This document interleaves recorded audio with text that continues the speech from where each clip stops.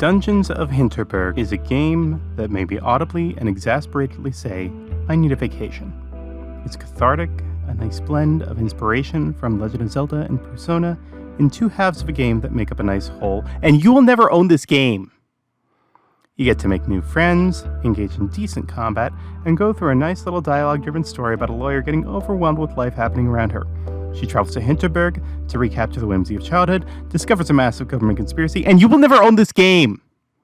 No, seriously, scroll down to the EULA on Steam.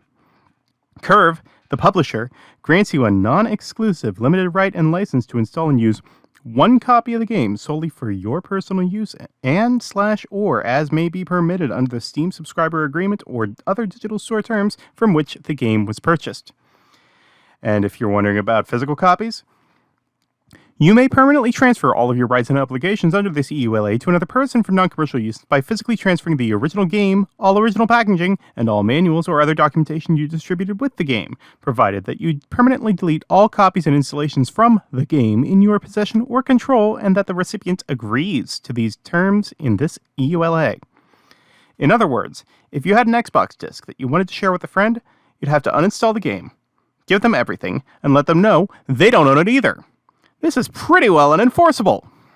And to be clear, I've already theoretically violated these terms by installing this very same licensed copy on both my desktop computer, where I'm recording this, and my Steam Deck, where I play when I'm unable to get out of bed. And I recommended it to a friend who's in my Steam library family.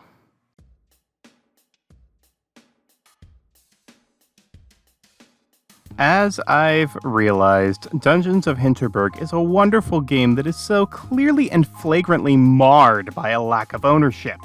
This isn't new, it's been happening for a while, and it's not a problem exclusive to Curve.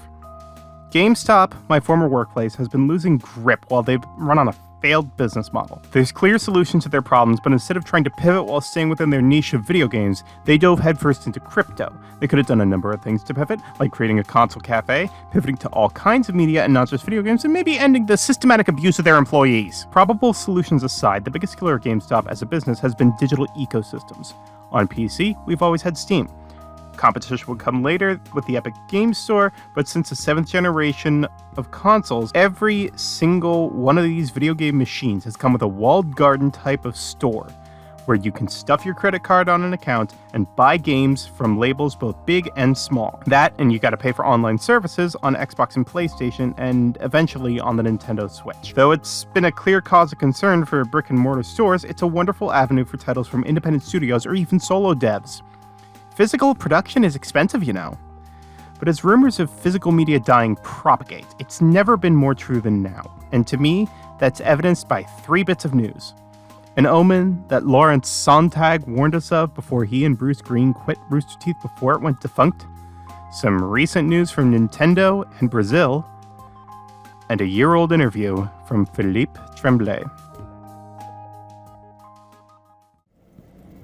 Airlock sequence. Subzone transition in effect. On 15th January 2024, Philippe Tremblay sat down for an interview with GamesIndustry.biz to talk about the Ubisoft Plus rebrand, as Insider Gaming would later describe, the, quote, state of play in our increasingly digital global landscape, unquote. Philippe Tremblay is the director of subscriptions at Ubisoft. Ubisoft is the most recent target of gamers' ire for various reasons. Electronic Arts and Activision Blizzard have been for obvious reasons, but Ubisoft's most recent outings in the past several years have been open-world collectathons for the most part. Not to mention Stop Killing Games and the alleged quid pro quo and mismanagement, but I digress. The biggest part of this interview that people got and drug it through the mud on, and one that can be summarized in 2 sentences, hell, GamesIndustry.biz did it themselves. Gamers are used to owning their games. That's the consumer shift that needs to happen. Which is to say, publishers don't want you owning your games. So many games you and I play are part of a walled garden ecosystem, whether it's Steam, a console storefront, whatever, and you don't own them. At any point, they can be taken away. Live service games, whether they're long-running MMOs that get sunset, or unmitigated disasters like Concord or Marathon at the time of writing, this is a reality that we have been subject to over time, and not willingly. from the licenses like Hinterberg's, like any you buy from online stores, and even game discs, like how the Master Chief Collection's Xbox disc is a 512 kilobyte executable that gives your Xbox instructions on where and how to download the game. And now, according to Ubisoft's recent EULA update, you don't own any of the games either. Can't wait for Stephanie Sterling's new video, It's Morally Okay to Pirate All of Ubisoft's Games.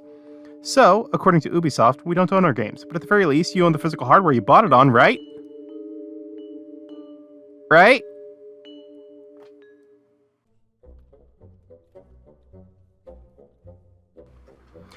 On May 7th, 2025, Nintendo rescinded your ownership of a Nintendo Switch 2.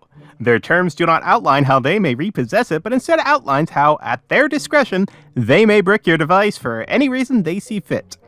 I made a video and uploaded it on May 16th with my best interpretation of what's going on, including pointing to Louis Rossman's video about the general apathy surrounding Nintendo's EULA agreements. Yes, I know that's redundant. I'll say again what I said then. I don't care that they've done this before. I don't want to get my console bricked or repoed because I opened it to clean the damn thing. I've no intention to mod my Switch or try and play games that I don't already own or that I haven't borrowed through otherwise legal means like the library, but that hasn't stopped Nintendo from attempting to change the rules. Let me be clear. For archival purposes and your right to repair your hardware, you're allowed to back up anything that you have physically bought for another medium, extracting data off a cartridge or disc and play that on another device that you yourself own. Once you distribute it, that's where it turns into a problem. The level of control that Nintendo is exerting is beyond unreasonable. It is hostile. I don't care for any comparisons. I don't care for any attempt to justify. Would you want someone to come in your home and smash your TV with a hammer because you took the back panel off and cleaned it? If Microsoft made your TV and you plugged your PS5 in, would you want them both to fry? It is not an unreasonable desire to own your own hardware. I spent the hundreds on the consoles I own, and I'll damn well take care of them so they don't burn out from all the dust and rampant dog fur. And yes, I know that Nintendo is no longer the odd one out. Xbox and PlayStation have been like this since the 8th generation. After all, choosing that they may contribute to the epidemic of electronic waste rather than let you own your games. At the very least, Procon SP might make a difference in all this. That's Brazilian's consumer rights watchdog, if you don't know. Not long after Otter Media was bought by Warner Brothers and Rooster Teeth gained access to Machinima's IP, Lawrence Sonntag released an editorial under Inside Gaming about the then unreleased Google Stadia platform. And he said something kind of poignant. Specifically, if I don't own the console and I don't even download the games, then what do I own? Nothing. The answer is nothing. On Stadia, the only equipment you owned was the controller and the Chromecast Ultra you needed to play it. If you bought a game, you bought a license that could be revoked at any time. At the very least, you got refunded for all the game purchases you made on Stadia when Google shut it down, so I got about $80 back from what I spent on Jedi Fallen Order and Cyberpunk 2077. But it wasn't just Stadia that Lawrence would talk about. Unfortunately, if you've been buying most games digitally for the past few years like we have, the answer is not much. His full editorial is worth a listen, and it's linked in the description below. Bear in mind that its primary frame of reference is with Google Stadia, but is perfectly applicable to all digital storefronts. But personally, even discounting the games given away, my digital collection easily dwarfs my physical collection. You know the memes about Lord Gaben's benevolent Steam sales. You know about itch.io's bundles. I don't even know how much I have out of these. The only form of digital ownership you can really get is if you are given unrestricted, unfettered access to the game's files without running it by some form of DRM. GOG and itch.io are good for that, up to and including keeping your bought copies of OG Warcraft games in Oxenfree after Blizzard and Netflix delisted them. Even then, game keys can be restricted at any time. Your license can be revoked if the game director sneezed and blamed it on you. It can lead to petty power plays like the story surrounding Half-Life 2 Overcharged, and that was just a mod. Steam, meanwhile, doesn't react outside very specific scenarios. Devs will report any stolen Steam keys, including how G2A has repeatedly been caught selling stolen keys, which has led to the infamous Please Torrent/Pirate Our Games from Mike Rose and Squid Games as reported by PC Gamer. The other exception is the day before. But even from an archival standpoint, this isn't a good system. Gods forbid, if Microbird Games goes under, Curve has the right under The Dungeons of Hinterberg EULA pulled the game from all storefronts and gamers' libraries. You're out the 20-odd bucks you spent on this game if you bought it full price after its final QOL update, $30 if you bought it when it was new. What are we supposed to do about it?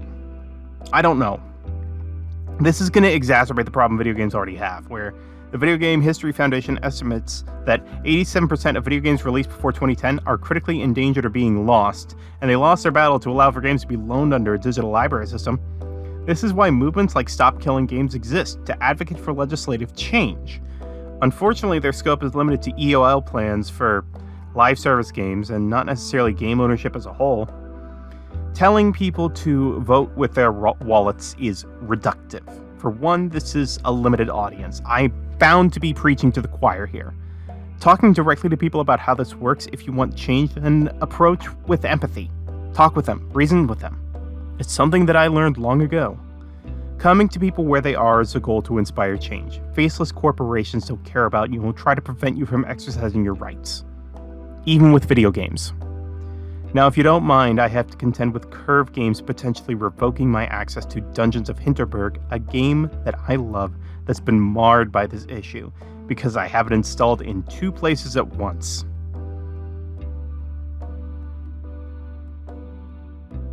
Thanks for watching. If you like this video and want to support me, a Patreon link is in the description below. If you want something tangible, my jewelry shop is also there. Standard YouTuber things apply. Press the like button if you liked the video, and subscribe if you want to see more. Comment if you want to say something or argue with me. I welcome it. Until next time.